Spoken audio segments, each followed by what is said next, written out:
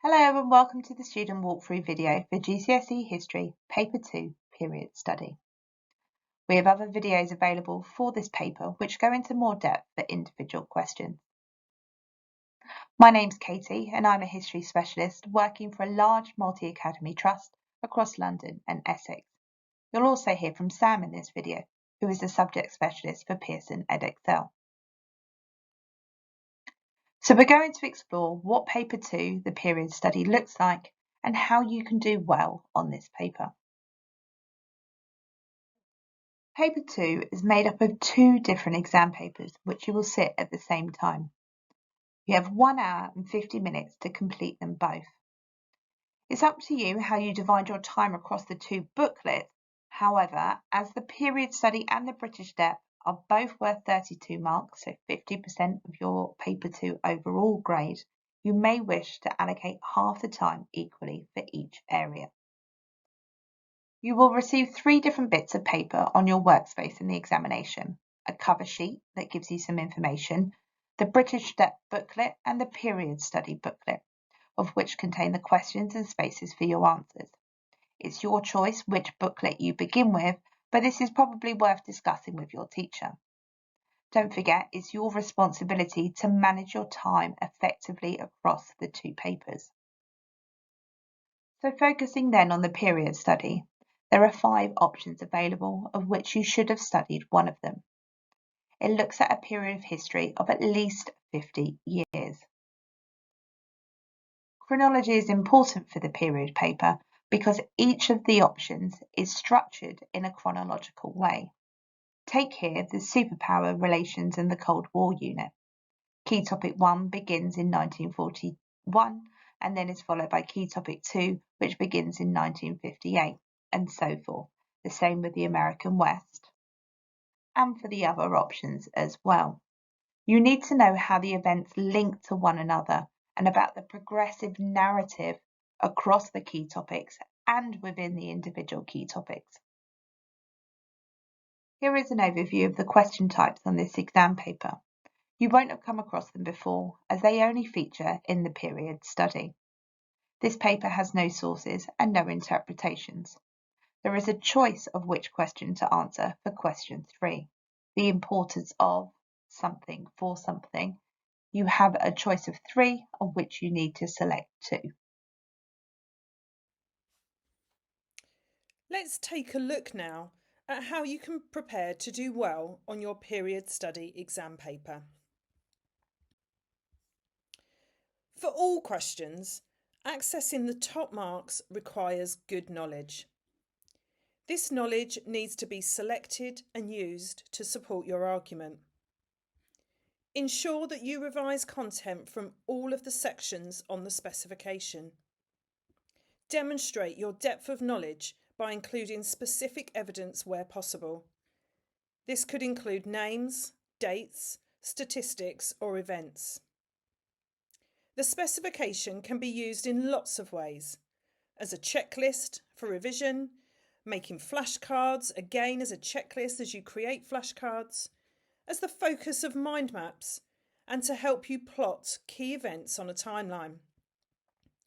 Make sure you revise everything from the specification. Don't skip any topics.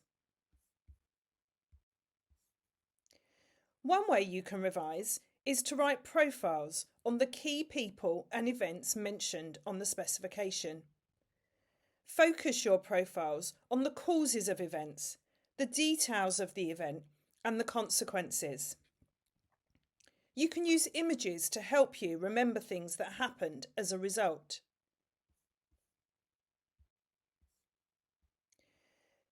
There are over 25 knowledge booster quizzes for American West and superpower relations available from Pearson's website with answers. Ask your teacher for them. They'll be able to help you. It is important that you have secure chronological understanding of the events for your Paper 2 exam. Let's use the British America paper as an example.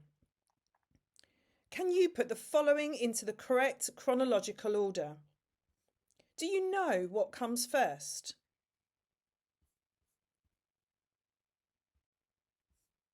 Let's take a look at the answers. First of all, it was the Piracy Act in 1717, followed by the Treaty of Paris in 1763.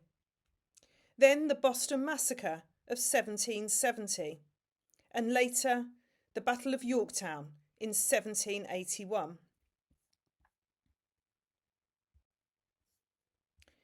For your Paper 2 period study exam, consider the narrative and development of topics.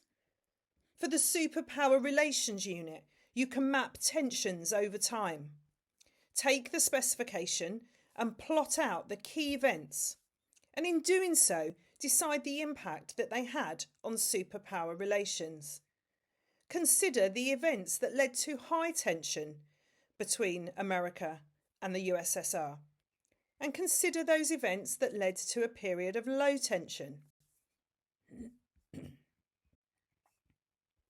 You will be able to chunk your revision by spotting patterns.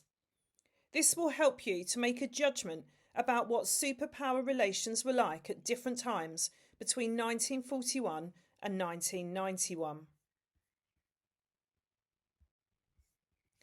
Once you have mapped the key events, include some of the main flashpoints, crises, turning points to establish what events are really important for you to revise.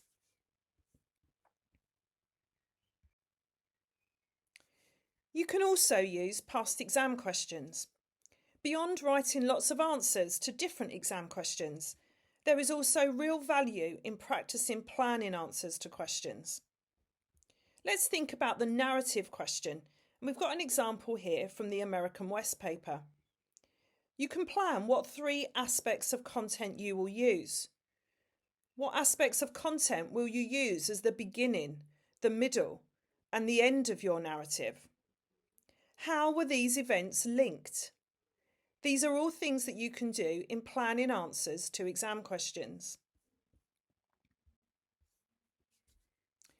You can also change the focus of an exam question to revise a topic from a different angle. If we take the same exam question here from the American West paper, you can see that you can change the dates in the question, and that will enable you to revise a different section of the narrative. However, if you do this, remember that you must also change the bullet points. I'm sure your teacher can advise you on this. You can also change the focus in a past exam question. So here we can see some other questions taken from the American West paper. The focus of the first question was the gold rush in 1849, and we're looking at the importance of the gold rush for migration to the West. But you can change the focus of that question to the Oregon Trail and still explain the importance of the Oregon Trail for migration to the West.